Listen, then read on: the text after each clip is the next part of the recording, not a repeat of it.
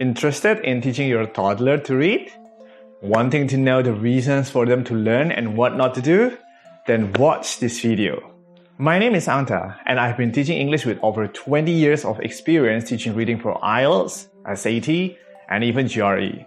In this video, I'm gonna teach you 2 laws behind teaching toddlers how to read so that they can be successful learners and avoid any pitfalls on their way.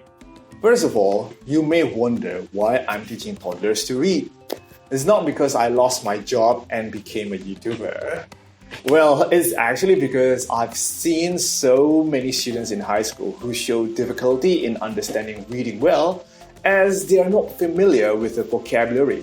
So when my first child was born 9 years ago, I tried to instill some SAT vocabulary such as stupendous, contraption, and camouflage to his word list.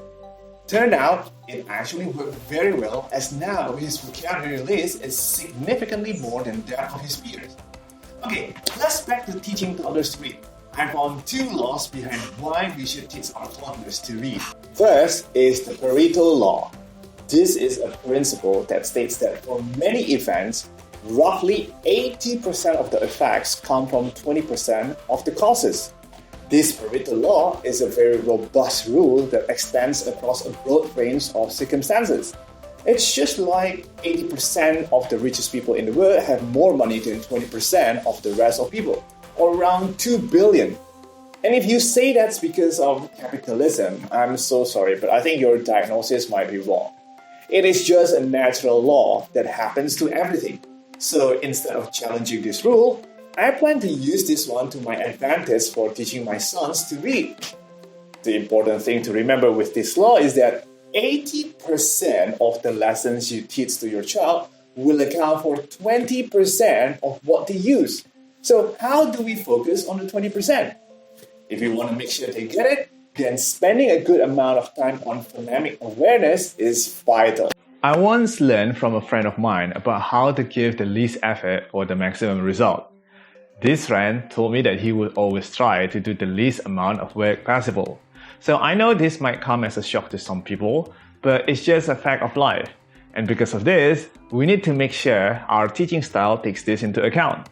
We can't just bombard our children with information and expect them to learn it all. We need to break things down into manageable chunks and make sure they understand each step in phonemes before moving on.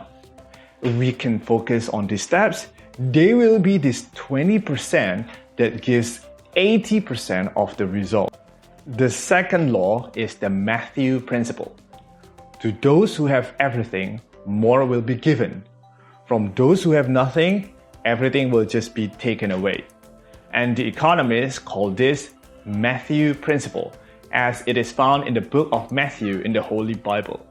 Here, instead of discussing about money, it is actually a reference to children's reading capabilities, in which good readers improve their reading skills and have a significant edge over poor readers. Early readers learn to read effectively, which will make them enjoy their reading.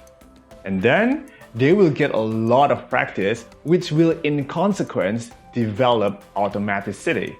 And naturally, this will become a pleasant activity for them, and before they realize it, their vocabulary has excellent growth, which will make them like school even more and have good attitude towards school and even more motivation to read. By using this, children improve their reading skills and cognitive development while also increasing their reading comprehension, resulting in more reading. This whole process will repeat itself and create an upward spiral.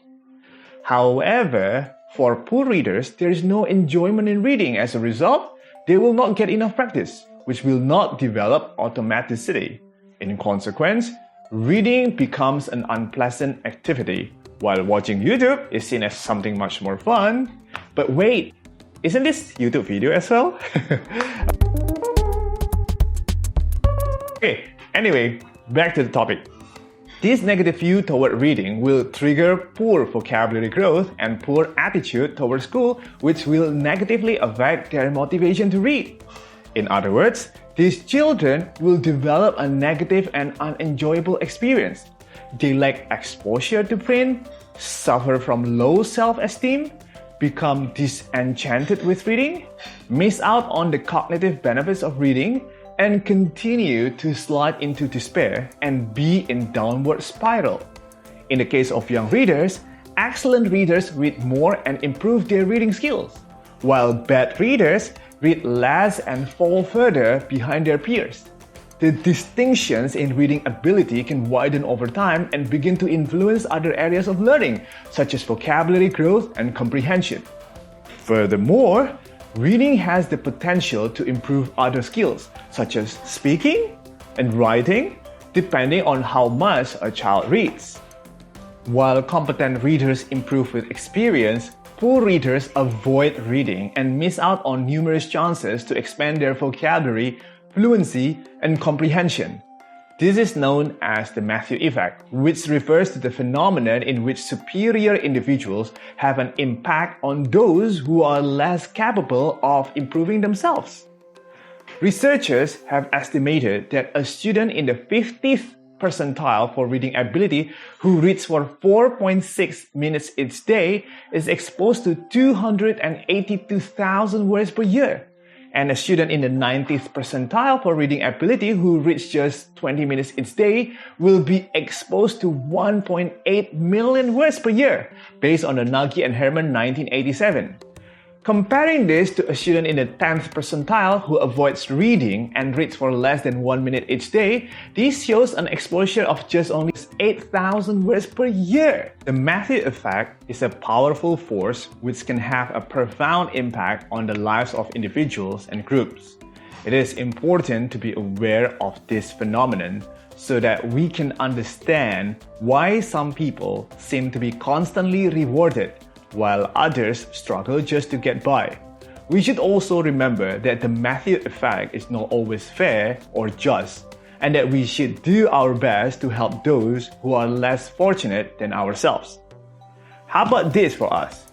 As for us parents or teachers, I hope with these two laws, we will be more motivated to spend more time teaching our children to read. We can do this by making time for it in our everyday lives and using fun methods that will keep the children interested. Well, that brings me to the end of today's video.